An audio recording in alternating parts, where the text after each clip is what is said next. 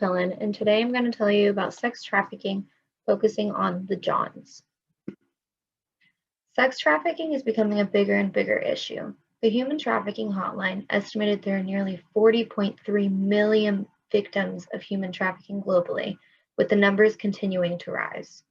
Through extensive research, I dug deeper on the issue and focused on the clientele. Clients of child trafficking are often referred to as Johns.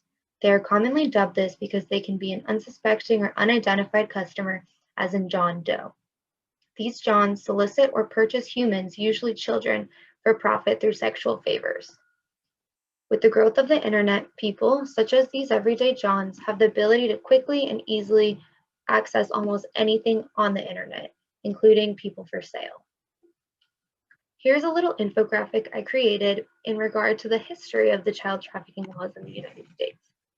The first law regarding human trafficking was the Mann Act of 1910, or the White Slave Trafficking Act.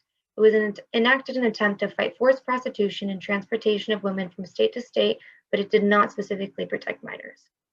The first major legislative change came in 1978, which protected male and female children from sexual exploitation, including child pornography. Then, in 1986, the amendment was altered again to any sexual activity for which any person can be charged with a criminal offense. At the time this was passed, child pornography had been on a decline, but everything changed after the rise of technology in the 90s. Other federal statutes have been passed since then, specifically regarding the use of children in pornography and transportation. These include Trafficking Victims Protection Act, Sexual Exploitation and Other Abuse of Children, and Slavery and Trafficking in Persons and Racketeering.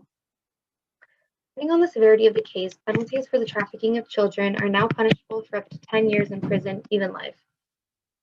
According to the UNICEF view, the United States child trafficking cases went up 20% from 2016 to 2017. Although prevalent in every state, California, Texas, and Florida have the highest reports of trafficking cases. It is estimated that roughly 18,000 to 20,000 victims are trafficked into the United States every year. Two main sources used for research were the book Prostitution and Human Trafficking, Focus on Clients, and Stopping Traffic, the Movement to End Sex Trafficking. I was able to compare and contrast various countries such as Italy, Romania, Sweden, and the Netherlands to better understand the best approach to minimize the issue. The Netherlands legalized prostitution in order to better control the fight against human trafficking, but these attempts have proven to not be successful. Although it may be legal, according to Lombardio and Fonio and Prostitution and Human Trafficking Focus on Clients, 73.6% of Johns that engage in prostitution have at least once come into contact with a victim of sex trafficking. On the other hand, Sweden is one of the lowest ranking countries for sex trafficking, but they also have showed to have the least enforcement against it. The film Stopping Traffic, the Movement to End Sex Trafficking, emphasized the seriousness of this issue by describing the extremely difficult situations of some victims and highlighting the ways that they got there. Many victims are willingly sold into human trafficking by their parents, who are promised successful lives by the victims' pimps and traffickers. Johns create a market for underage commercial sex because they have the money for it and will seek out and buy it.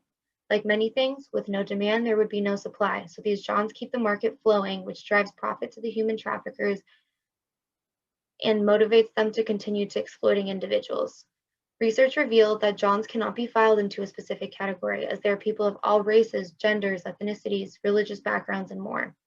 In order to help fight this growing issue more, people need to understand the severity of how widespread this really is. Our voices can be heard louder in groups, and I believe it is important to comprehend the seriousness of this issue.